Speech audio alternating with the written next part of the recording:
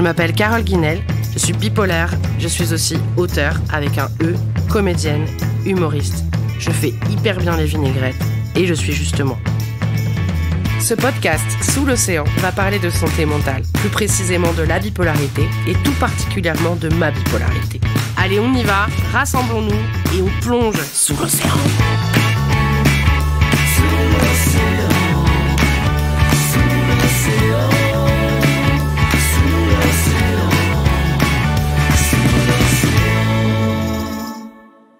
Sous l'océan, épisode 3, Urgence. Aux urgences, quand j'y vais, déjà je rentre direct, un peu comme à l'époque en soirée, parce que oui, il y a déjà eu plusieurs fois, tout de même, donc plusieurs histoires. Sachez que jamais je ne suis arrivée décidée, salutaire façon brivante de camp, genre je pose juste ma valise, je m'assois et je dis « Bonjour, j'ai besoin d'aide ». À ce moment-là, j'ai plutôt la personnalité de Bob l'éponge sous acide, avec les cernes de Beetlejuice. Je suis incontrôlable. Encore une fois, ce podcast n'est pas une reconstitution. Je ne suis pas Colombo.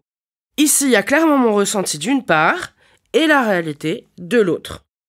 Si jusqu'à présent, j'avais été un animal, en quelques jours, je suis passée du chien au loup et là, clairement, animal totem, le loup-garou. Et généralement, les gens qui m'accueillent captent direct que je suis à côté de la plaque et en plein délire. Mais ils sont déjà bien KO de fatigue et n'ont pas trop le temps des négociations. Première étape donc. On me dit que je vais rester en observation. À ce moment-là, ça veut rien dire. C'est abstrait. Combien de jours, combien de nuits, pourquoi, dans quelles conditions y aura-t-il des gommettes ? En observation, ça veut dire quoi ? Je sais pas, t'as pas un petit peu plus d'arguments, une petite brochure, un petit fil d'explication là ? On me parle comme à une criminelle demeurée. Ça, c'est mon ressenti. Je ne comprends rien. Ça, c'est la réalité. Je trouve les infirmiers agressifs et méchants sous l'éclairage au néon. Puis leurs blouses blanches, là, avec toutes leurs taches de stylo, là.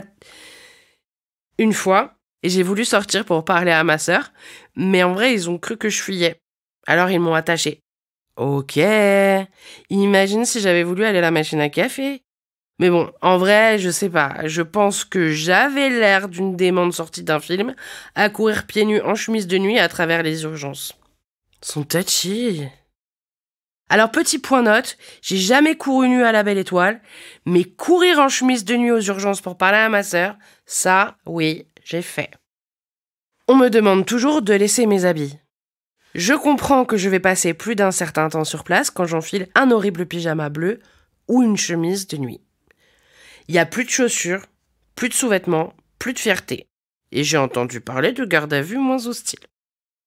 Je le vis comme une humiliation. Parce que c'est une humiliation.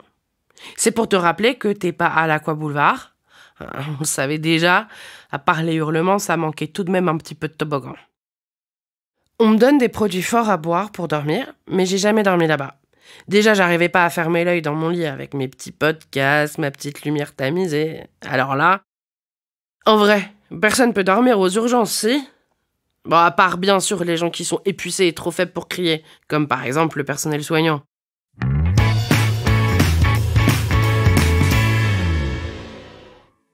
Bon allez Carole, c'est quand les blagues ? C'est quand qu'on rigole ? C'est quand qu'on rigole des trucs pas marrants, qui sont chum de la vie, tout ça ? Allez, fais-moi rire Carole, fais-moi... Mollo, j'arrive.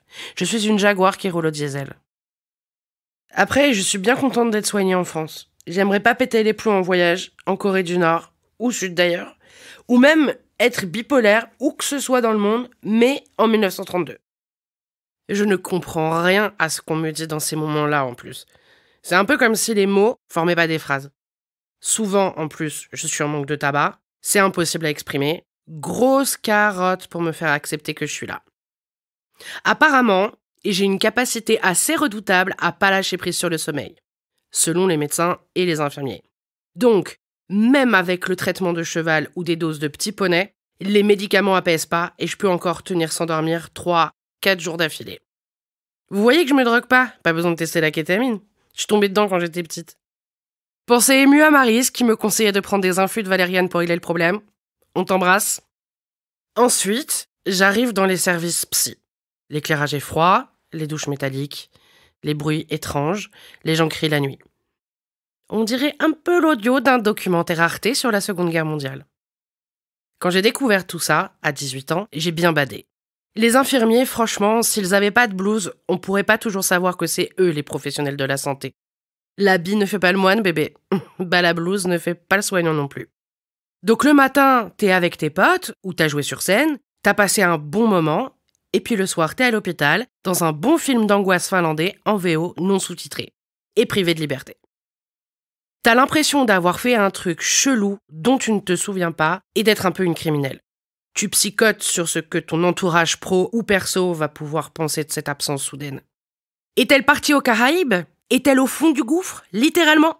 Vous en saurez plus en consultant l'Instagram de Carole Guinel.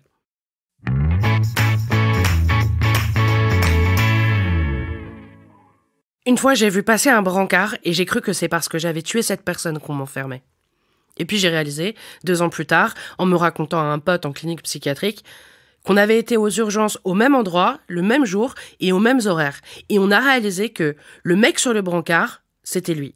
Il avait fait une TS, il est resté plusieurs jours dans le coma. Ça pourrait faire un téléfilm de Noël d'M6, ça, non ? S'ils étaient un peu plus ouverts d'esprit, genre. Ça changerait de la jeune femme célibataire et carriériste qui rencontre le beau mec du village quand elle retourne voir sa famille. Cet hiver, découvrez le monde féerique de l'HP dans une romance pas comme les autres. Avec du drama, des comas, du trauma, des TS, en exclusivité à 13h10 sur M6, découvrez Ça sent pas que le sapin sous le sapin, votre nouveau téléfilm de Noël. Drama, coma, tentative de suicide, en vrai, c'est le Noël de plein de monde. Je me disais bien que l'urgentiste avait des airs de Rodolphe avec son nez rouge. Cocasse. Sans nécessairement en être fier, je veux plus jamais raser les murs et je veux plus avoir honte. Be yourself, be proud, bipolaire. À suivre. Sous l'océan, un podcast de Carole Guinel, écrit par Carole Guinel, en collaboration avec Marie Desrolles et Marine Baousson, mis en musique, enregistré et monté par Romain Baousson au studio Le Monde Perdu, produit par Marine Baousson pour Studio Brune. Si vous avez aimé cet épisode, n'hésitez pas à lui mettre plein d'étoiles et de commentaires sur votre appli de podcast préféré, à en parler à vos amis et à bien vous brosser les dents tous les jours, c'est hyper important. À bientôt et merci.